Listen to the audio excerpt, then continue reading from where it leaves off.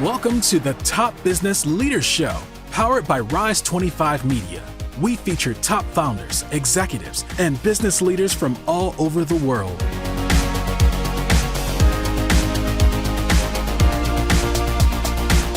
Chad Franzen here, co-host of the Top Business Leaders Show, where we feature CEOs, entrepreneurs, and top leaders in the business world.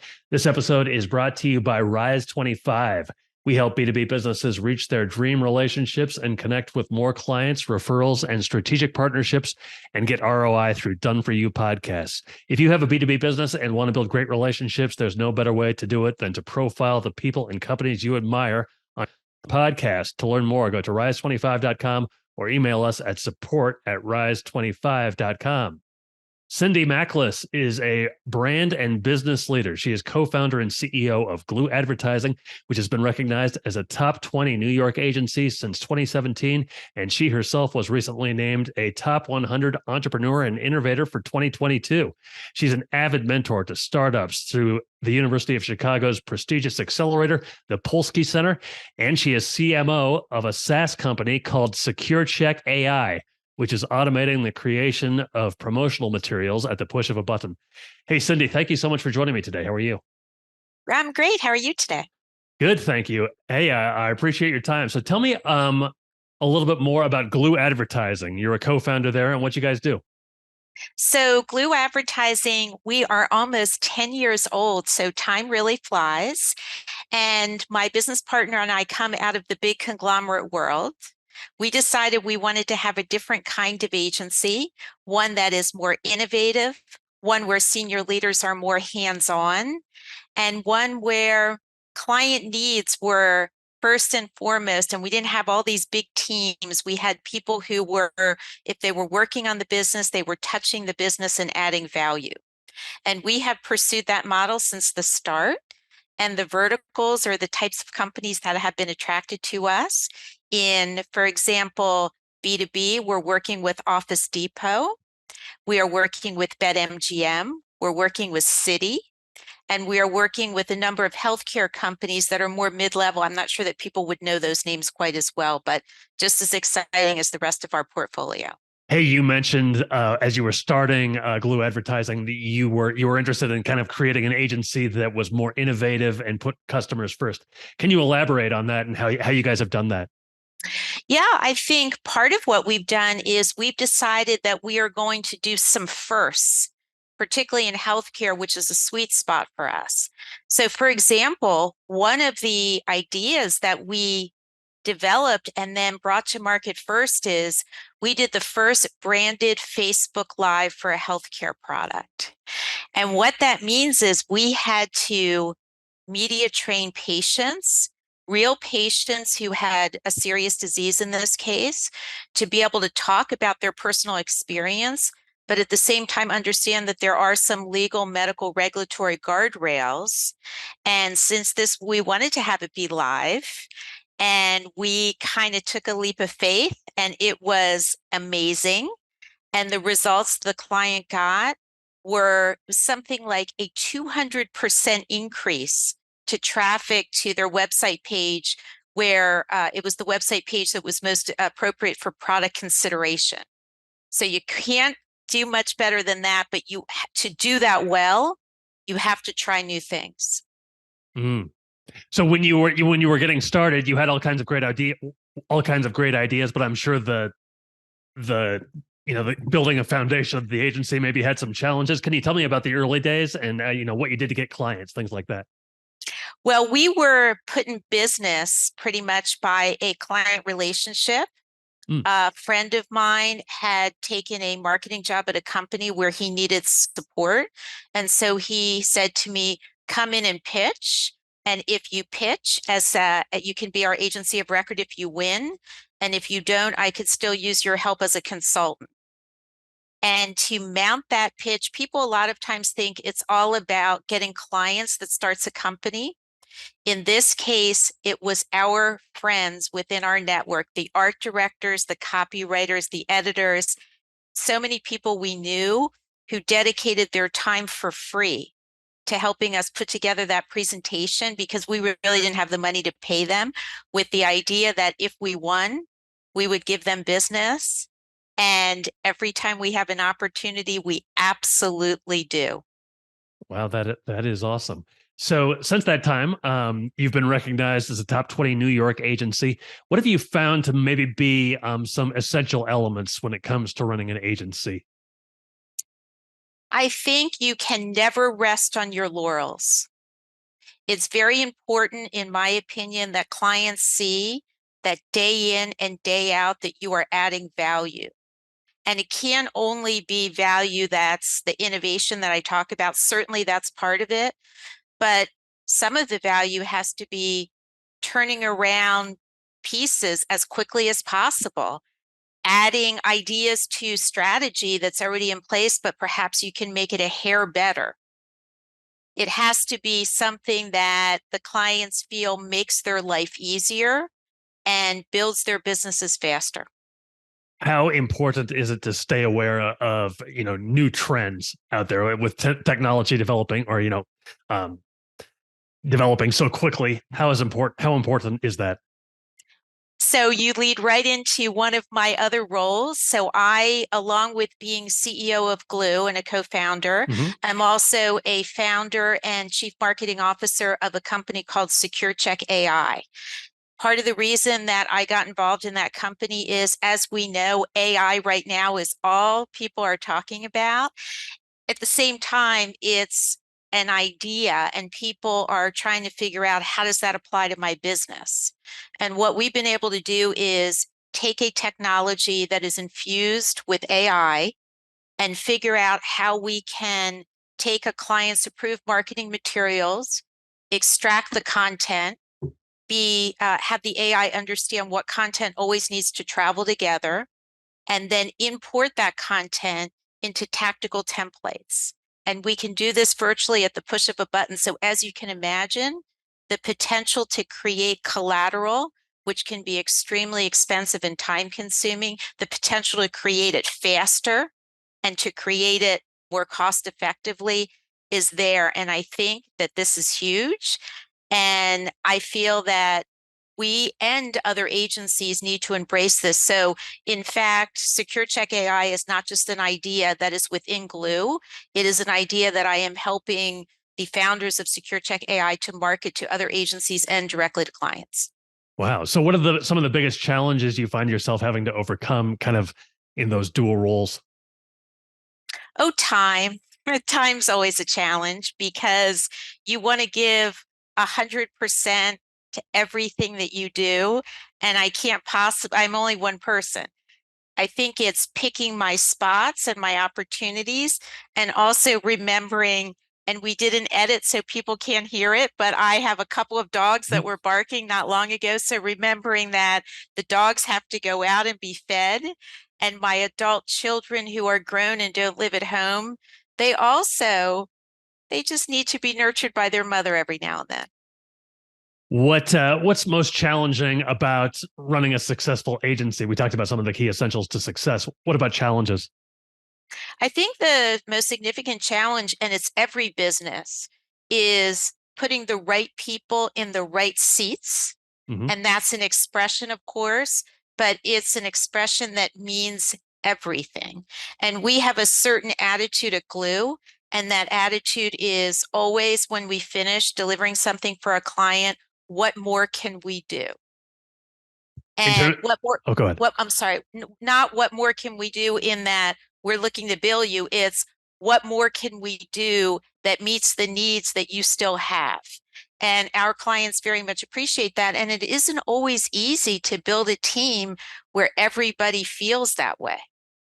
Yeah. What do you do to build that team? How do you create that culture? It starts at the top. It absolutely starts at the top. And I mean, it's funny. Someone said to me the other day, "Oh, Monday morning." And I said, "Monday morning," because I absolutely love my job. I love every aspect of what I do at Glue, at SecureCHEK AI. As you mentioned, the opening, I'm involved in startups. And part of the reason that I do that is it feeds back into everything. It keeps me aware of what's the latest in areas that are far afield of advertising.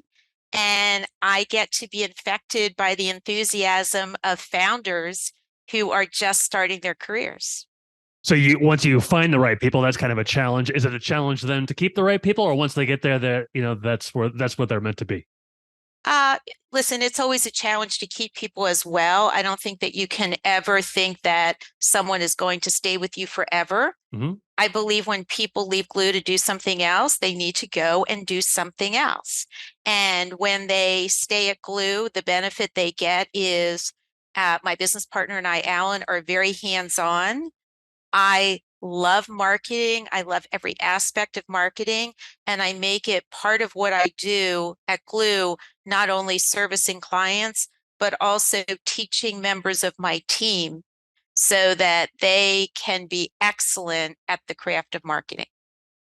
So not only are you you're a CMO, a marketing expert, you're a founder of an agency, but you're also an entrepreneur in other ways. Tell me about another business you started, Your Med Edge. Yes, your Med Edge. So this is again a huge unmet need, in my opinion. You have patients who have, for example, rare diseases, and they might not have access to the latest information on those diseases, and they have no idea where to find it. What we're doing is we're making available to them information that right now is only available to doctors on the convention floor of major medical meetings. That information is not patient or consumer ready right now, but we are finding key opinion leaders. They can be doctors, they can be other patients, but people who understand emerging trends and who are attending these meetings. We are making them advocates who go on podcasts and they explain to patients what just happened on the convention floor, what's new and what's different. So those patients then have information and they can either go to a doctor in their area and have a more productive conversation or find the expert they need to do the best they can with whatever disease they have. Would you consider yourself more of a marketer or an entrepreneur, or do they all kind of go hand in hand? So funny. I think it's all seamless. I really do. I think marketing is about communication. Mhm. Fundamentally, that's what it is.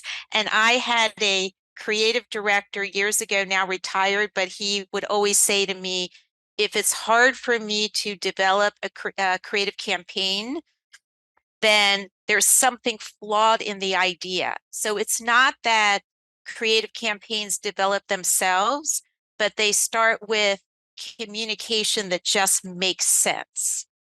So being a good communicator is what makes me good at marketing. And I think what makes me good as an entrepreneur and just, I don't know, just I I think it all starts with that. I was a journalism major in college, so my experience from the very beginning was how to write something, and it was mostly to write something that would be appropriate in the newsroom.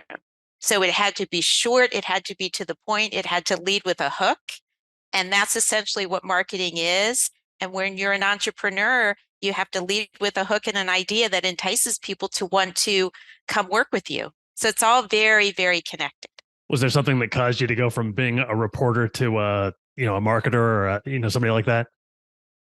Yeah, it was just that honestly, I come from a small town, Lancaster, Pennsylvania, and I went to my undergraduate in Boston, and then I was thinking about what's next. And if I had decided to go the newspaper route, I would have probably been in a smaller town than Lancaster. And I had my sights set on big cities, and I thought about, well, what can I use my communication skills to do that will allow me to frankly live anywhere I want. I was 20 something at the time. That's important. And I went to business school and studied marketing. And then my very first job was in San Francisco. And how exciting is that? Yeah, absolutely. Very exciting. So tell me about your work as a mentor to startups at the University of Chicago at the Polsky Center. So I am a graduate of Chicago Booth, the business school. And within University of Chicago, the Polsky Center, while there are a lot of Booth students who use the Polsky Center to help get their startups off the ground, the Polsky Center is agnostic to whatever program someone is from within the University of Chicago. And every year they do something called the Alumni New Venture Challenge. And what they need is they need more mentors. I'm a mentor on the East Coast. Right now, I'm working with 5 teams. Last night, in fact, was my night to work with, we split the teams because I'm not the only person. So it was my night to work with 3 of the startups. And those 3 just happen to be focused in healthcare, doing very interesting things. So they taught me some ideas that I didn't know. And I was able to use my experience to help guide them as well. And I left, it was 5 to 6. At 6 o'clock, after the meeting ended, I just felt so fulfilled. Sure. How important is it to you to help to have them see success? Like what, like these guys have an incredible idea and then take that idea and put it into fruition. I want all of these startups to be successful. The problem is that probably only one will emerge from the East Coast and compete for the finals, which is a monetary prize, which is obviously very significant for these companies. And fortunately, I get to mentor them all. I'm not a judge as to who will move forward. That would be much harder for me. You have all kinds of brand management experience dating back to the 80s. In terms of entrepreneurial You just advice. dated me. Oh, I'm so sorry. It's very impressive experience. Very impressive experience.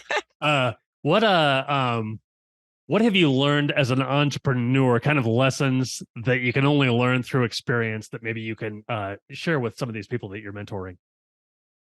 This is kind of a funny story. So, in our first few months of being in business, I was operating as I always had operated when I was working at Clorox and Johnson and Johnson and within WPP, and that is focusing on client needs and not really thinking about the bank account, because when you work for big companies, you don't have to think about the bank account.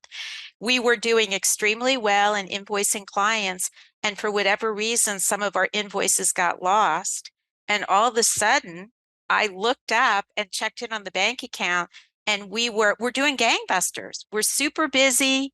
Everybody is pushing out great work, and we're about to run out of money. Mhm. And that is the lesson of entrepreneurship. It's cash flow, and you must pay attention to it, even though that part of the business is my least favorite. Absolutely, I must be on top of it. Unfortunately, I have an excellent CFO who makes sure that I don't lose sight. Can you start out with a CFO or somebody who's in charge of that, even if that's not kind of your wheelhouse, or is it essential for an entrepreneur to be at least aware of it? Well, I have a business background, so I am very good when it comes to P&Ls and balance sheets and the kinds of information that I have to absorb to make sure the business is going well. But I didn't have, again, processes. I didn't have a way for people to record their hours. I didn't have a way to send invoices out. That's not something, all of that technology that CFOs today have at their fingertips is not something that was my area of expertise.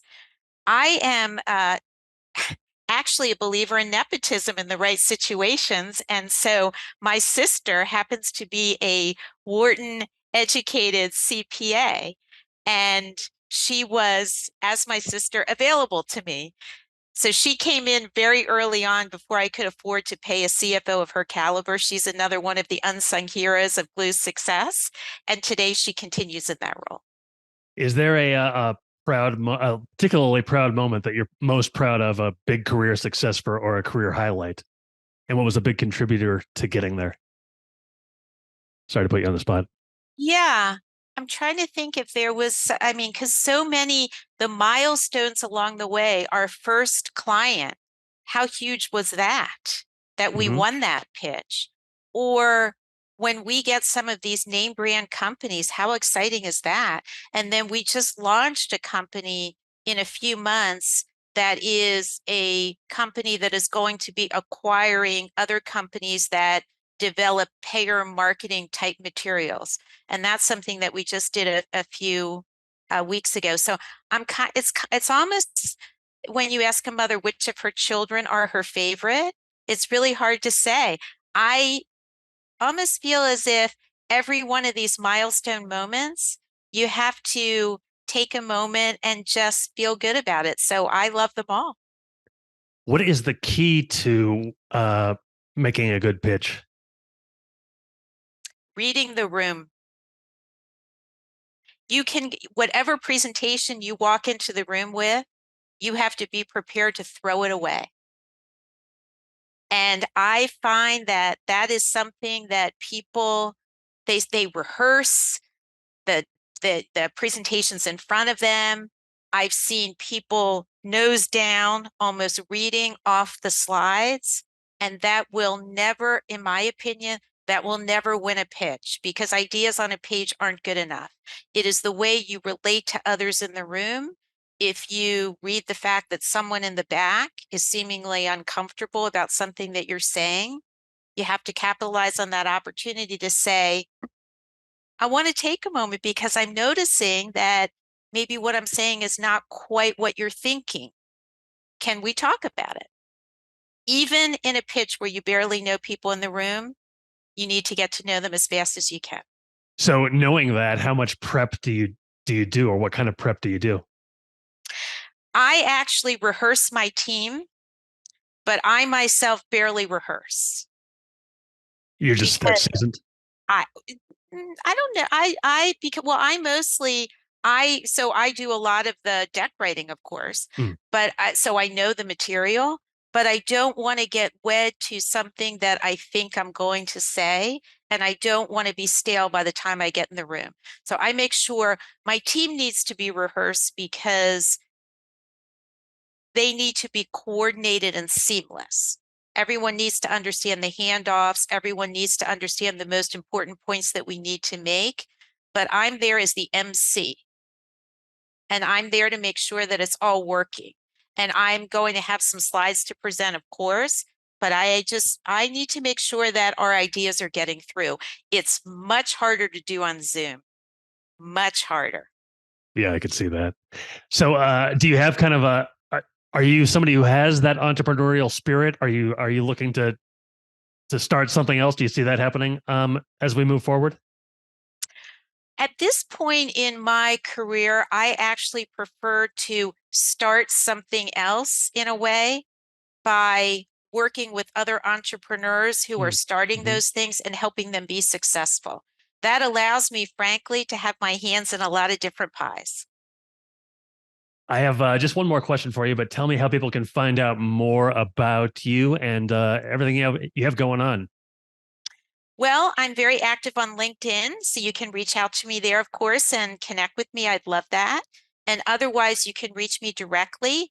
And I'm Cindy, CINDY, at glue, GLUE, advertising.com. So you have, as I just mentioned, you have a lot of stuff going on. SecureCHEK AI, Your Med Edge, Glue Advertising. You're an entrepreneurial mentor. Given all of that, what are a few of your daily rituals that you find most important? Kind of what's in a typical day? Oh gosh, most important is 10 o'clock every day. I take a break. And I have a group of gym buddies. We used to go to Equinox together, but when Equinox closed the first time, we decided instead that every day at 10 o'clock, we were going to do a Zoom class. And so my team knows from 10 to 11, I am doing my exercise routine, and it makes the whole day much better. There obviously are days that I can't, but the days that I can are the days where I feel most productive. Sounds great. Hey, Cindy, it's been great to talk to you. Thank you so much. Really appreciate your time and all of your thoughts. Yeah, thank you for having me. Thanks for listening to the Top Business Leaders Show, powered by Rise 25. Visit rise25.com to check out more episodes of the show and to learn more about how you can start your own podcast.